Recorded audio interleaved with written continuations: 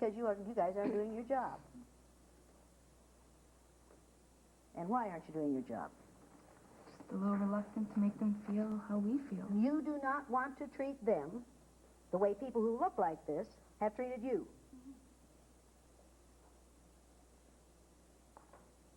Wouldn't it be nice if white folks felt that way about people of color? They are doing unto you as you have never done unto them as a group. Yeah. I want you to think about that. Why aren't you doing unto them as they have done unto you? Why aren't you doing your job? Exactly what she just said in terms of I have been discriminated in school and stuff growing up. Yeah? For me to turn around and do it, two wrongs don't make a right. So I don't want to do the same thing. Well, you said that you were going to cooperate and give them the opportunity to feel how it is to walk in your moccasins. Yeah, I know I did. Oh, great Spirit, keep me from ever judging a man until I've walked a mile in his moccasins. Yes. You have a chance today to help these people to walk in your moccasins. You have a chance to help that prayer to be answered. You have a chance to help these people to learn something in ways that, yeah, are unpleasant, because walking in your moccasins is damned unpleasant, unless I'm very much mistaken. I thought that chore or that instruction... My expectations for the exercise were low, and I thought it was going to be a wash, quite frankly.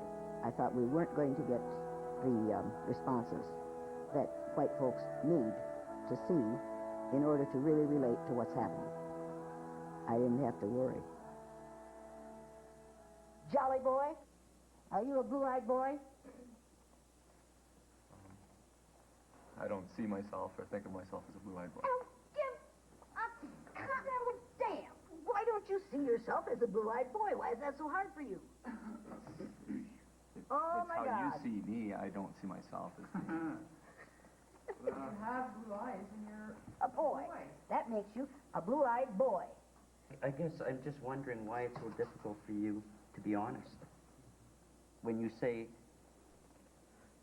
I don't look at myself as being a blue-eyed person, or I don't look at that person, I don't look at that person as being brown. I don't. Well, you should. Something? Can I ask you something? But why should I? Because I am.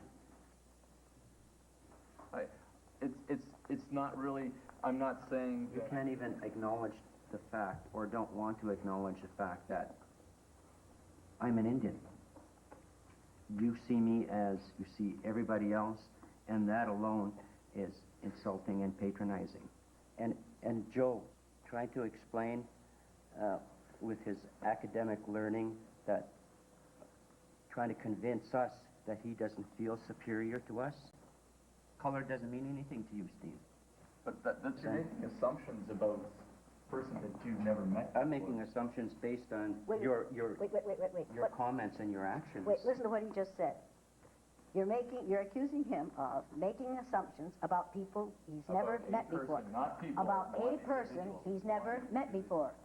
Have you ever had that experience? Has any white person ever made assumptions about you even though they've never met you before as an individual? Yeah. Have you ever had that experience? Have you ever had that experience? Have you? Yeah. And you, all of you, you've all had that experience. This is a new experience for you? The point that I was trying to make with Ernest and Jane was that I don't think about myself as being white or blue-eyed. It's never an issue. For me, in my life experiences, someone else being of different color or race from myself has never been an issue. It's something that, honestly, I don't think about. It's not important to me. I have a feeling that you don't like being singled out this way, and I have a feeling that you, as you said, you don't like being treated unfairly by people who don't know anything about you. Is that, in essence, what you said? Oh, don't give me a speech, just yes or no. Yeah. Yeah. All right, now, you don't like it. You don't like it for however many hours this has been. Mm-hmm. Would you like it for a lifetime? No, I wouldn't like No? that for a lifetime. Would you like it for a lifetime? No. Have you had it for a lifetime? Pretty well, yeah. Have you had it for a lifetime? How old are you? 50. 50. You've lived half a century. So So for half a century, you've been going through this nonsense. Every day, unless I'm mistaken. Almost. Almost every day. How old are you? I'm 40. 40. And you've been going through this for 2 hours. Do you think he's comfortable right now?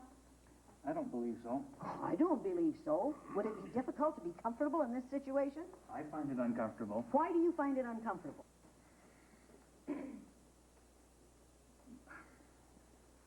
Empathy Empathy. Who are you empathizing with? with Steve. With and Steve? Why don't you stick up for him? I don't want to be made a the center of attention. There it is, right there, isn't it? Do you want me to do to you what I'm doing to him? No. No, so how do you avoid that?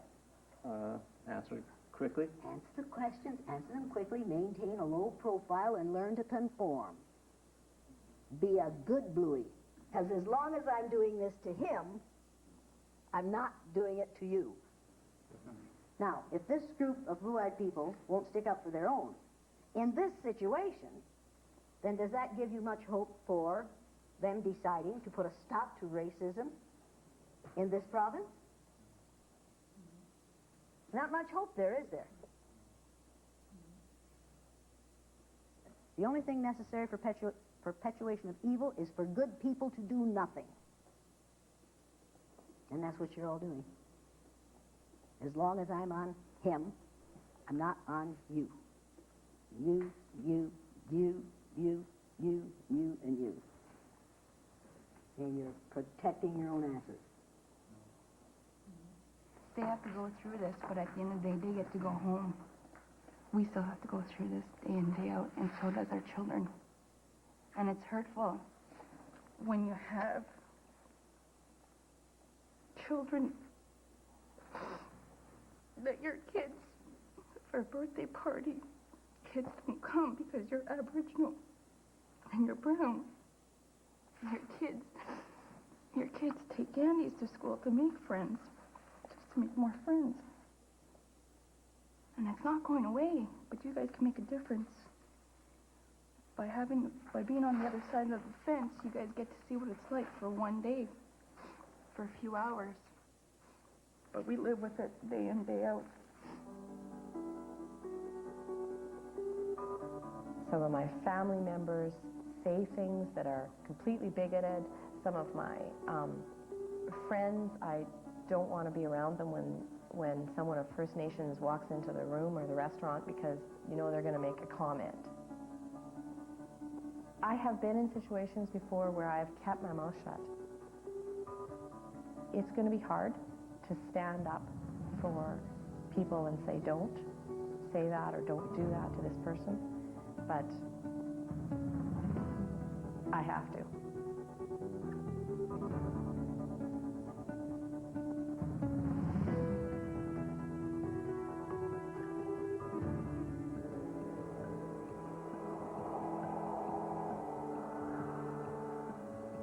I think for a person of color to overcome all the years of conditioning of sitting back and taking it, and in that moment to put themselves out there and say, here's what I'm feeling, here's what has happened to me, I want you to listen to this, and force that upon a white person, takes a lot of courage. I hope they realize what the repercussions could be for them when people in Canada see that film. Unless Canadians really are all nice. But if they were, I wouldn't be here now, would I? The Passionate Eye will return to Indecently Exposed after a short break and news headlines. Who's that?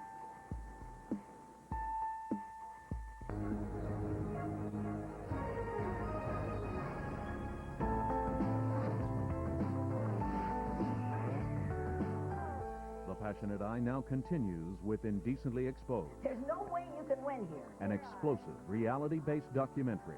Am I doing a job on you? Yeah. And is there anything you can do about it? No. And are you liking it? Anti-racism expert Jane Elliott challenges attitudes towards Native Canadians. I find it patronizing and insulting that you don't see me as an Aboriginal man. We still have to go through this day in, day out, and so does our children. Indecently Exposed, the director's cut.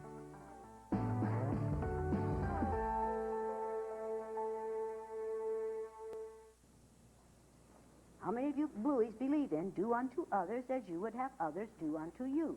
How many of you profess to believe that? I do. You do. Oh, my goodness.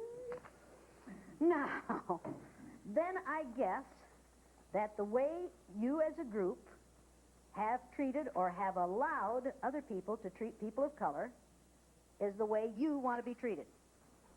Absolutely. Your denial of this man's reality this morning is what you want for you out of all people. I'm not denying Ernest's reality. How many of you think he is denying his reality still? See, you don't have to quit being defensive. I was not making a comment Were you about... being defensive? Oh, I suppose. Are you defending your actions now? But that's just it. There's no actions taking place in Are in you this, defending your in words this now? environment. There are no actions taking place Are in this you environment. defending your words now? That is the next step and the only step that matters. Are you defending your words now? I'm defending my words, yes. Is that an action? Yes. Of course So that's is an that action. as far as we're going to take this? Is the action of the mouth? Well, that's as far as you want to take it. Wait a minute now. Let me but say be something to careful. you. Let me say something to you. Words are the most powerful weapon devised by humankind. We destroy people with words all day, every day. We put people in penitentiaries because of the use of words. We take white folks, take brown-skinned people who are in trouble in town late at night, our law enforcement people, take them out onto the prairie and set them down and say, walk home.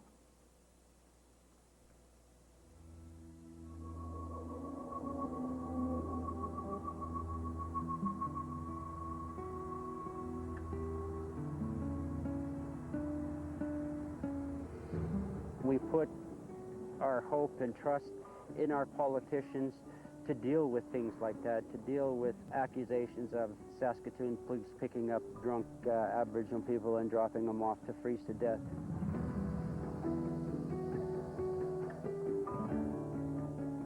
Whether it's in the police station, whether it's at social services, or whether it's at the corner store.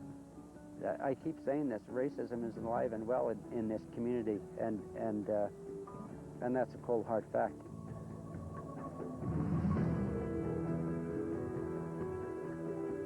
What would you do for one of these people if they were in a spot? What would you do? They don't look like you. There are people here that will walk out of the store telling themselves that I'm not like that. I'm not like that. I'm not a racist. Feeling that and believing that, they are not even going to have their minds open to listening to some of the experiences that we have had. I have experienced racism in every form, including physical violence.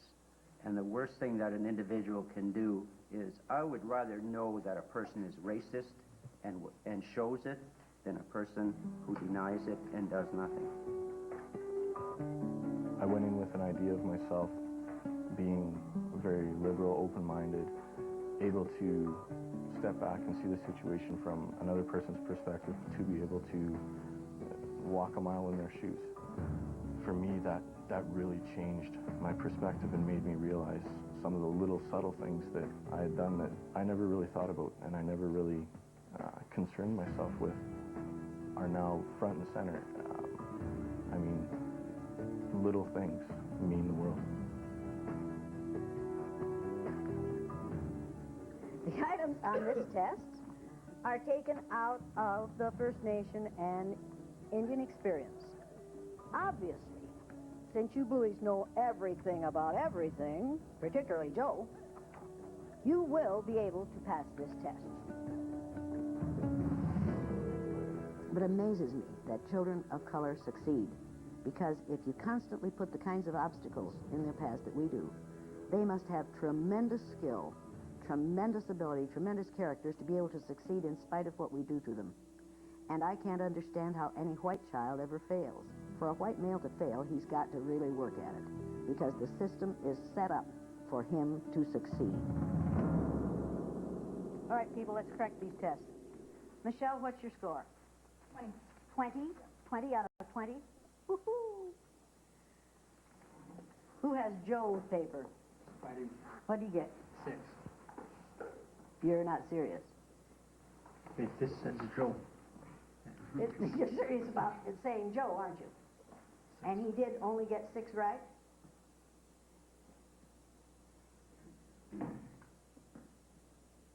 That's something to smile about?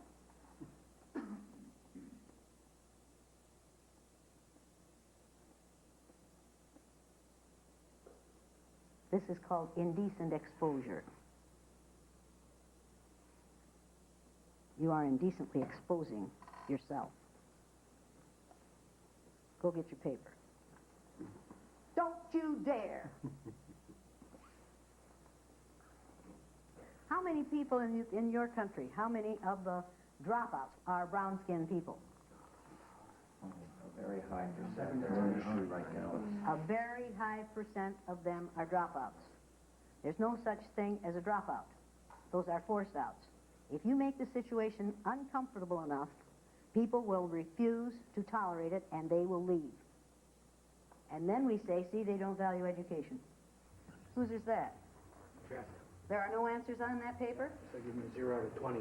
Where's Jeff? Right here.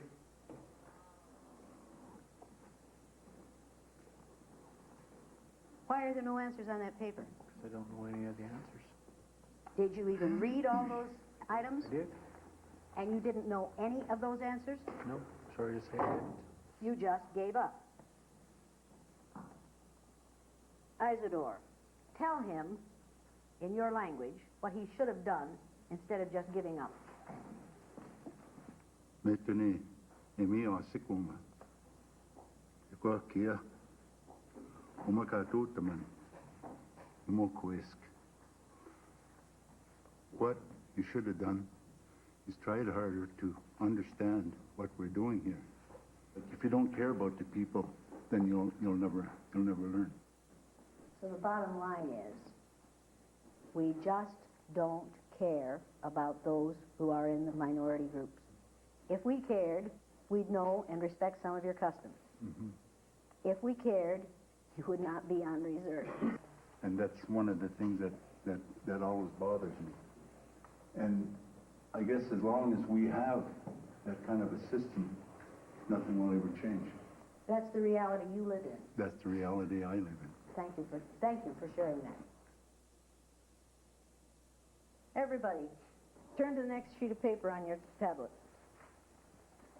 Put your eye color in the upper right-hand corner of the front page. On the left-hand side, on the top line, write these words. How they looked. Read yours. Brown, interested and curious. What did you say? First word? Brown, interested and curious. Does anybody want to deal with that? I can't believe we sit through something like this and you come up with brown. That's amazing. Whenever, throughout this whole thing, Other than the difference, did you get anything else out of this at all? But with that one single word, you just divided us even more. But what's scary is somebody that's as educated as you can come up with a better word than brown. And that a person that's as educated as you are is educating my children. The future, and you can't come up with a better word than brown? I was asked to describe this particular situation. Okay, but this is life for us. There's always division. You know, we fit in to the white world, and you know, we change our ways to try to fit in with you guys. That's the life that we live. Let me ask this question. I'm sorry if I offended Let me ask anyone. this I'm question. just simply... How many of the rest of you, blueies, wrote the word brown for how they looked? Raise your hand. Gotcha. I don't know. I don't think it's that significant, quite frankly. Is everybody learning something here? Blue people that That's cannot right. learn. You can learn something from people who refuse to learn. Yeah. You can learn something. We study fossils all the time. Have y'all been told how much we care about you? Have you heard that message? Have you gotten that message that we care? Look how much we care about you. And then you come into something like this, and you see people who obviously don't give a tinker's damn about you, who see you one way, because that's the way they want to see you. I watched my father change his mental set at 56. I took my third graders through this exercise. I told him about it, and he said, 56 years old. And I've heard all my life, you can't teach an old dog new tricks. He said, I wish somebody had taught me that when I was 9 years old. I wish somebody had taught my dad that when he was 9 years old. That would have meant that for all those years that he was my father until he was 56, he would not have made those racist statements. But he learned. But he learned. He learned because he watched little white kids go through this exercise. Don't you tell me you can't learn anything in here today. Unless you are telling me that you've decided not to learn. Now, if you haven't learned anything after what that man said, if you haven't learned anything from what this man said, and what those people in here are saying, you've decided not to learn, or you think you know enough. What are your 3 words? Green, brown, and yellow? Focused, attentive, concerned. Very good. Surprised I am. When we come back, And what were you amazed at? Stupidity.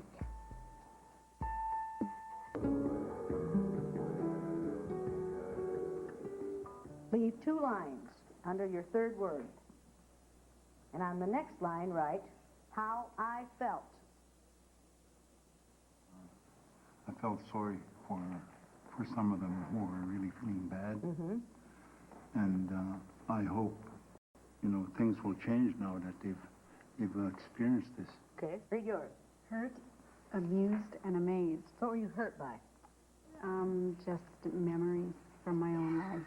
Yeah, this is like reliving a lot of crap, isn't it? And what were you amazed at? Stupidity.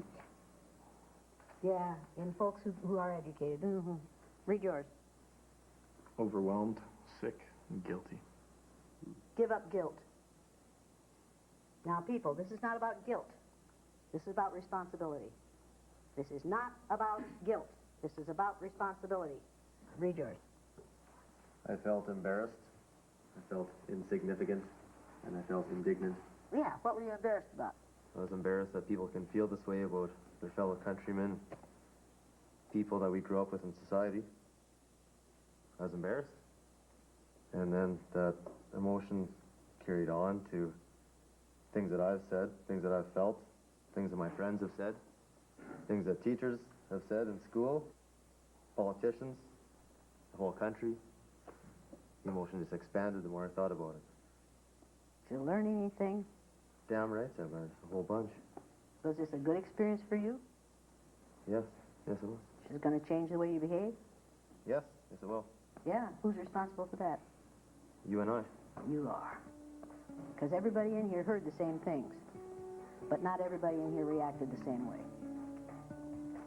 Some people took it in. Some people internalized it. Some people let it slide off them like water off a duck's back. Thank you very much. If I can get one person who'll go out of that workshop and become an activist and say, this will not happen in my presence, then I have succeeded, and so has that person. Or they'll say, this is too tough and give it up and try to go back to what they were. And then they'll lose. I often think back to the workshop, and I don't think that was the day that I started liking Indians. I think back to Michelle and to Greg and to Cyrus and to Isadore. I remember the faces, I remember the people, I remember the hugs and the handshakes. Now I feel like I should go out and attack this problem. Bottom line, that's what the goal of it was. Just open some eyes and change the world, one step at a time. I guess whatever negativism I may have exhibited arises, I guess, out of the feeling that I would much rather listen to Native people talking about their problems than white people talking about the Native people's problems. I think for the workshop, for some of those blue eyes, I don't think it hit all of them. I think some of them still left, with the same attitude. Not as strong as they first walked in, but some of them still had some attitude when they left.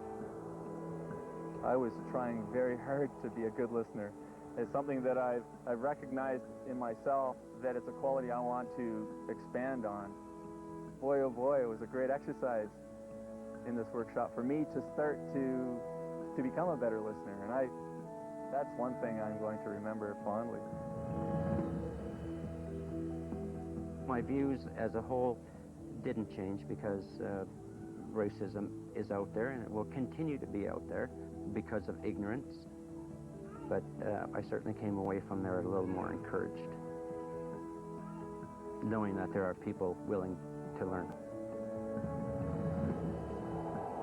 It gave me the ability to see that it's all about power. It's all about this person is not answering your questions or not doing those things or not asserting themselves because somewhere along the way the power's been taken from them.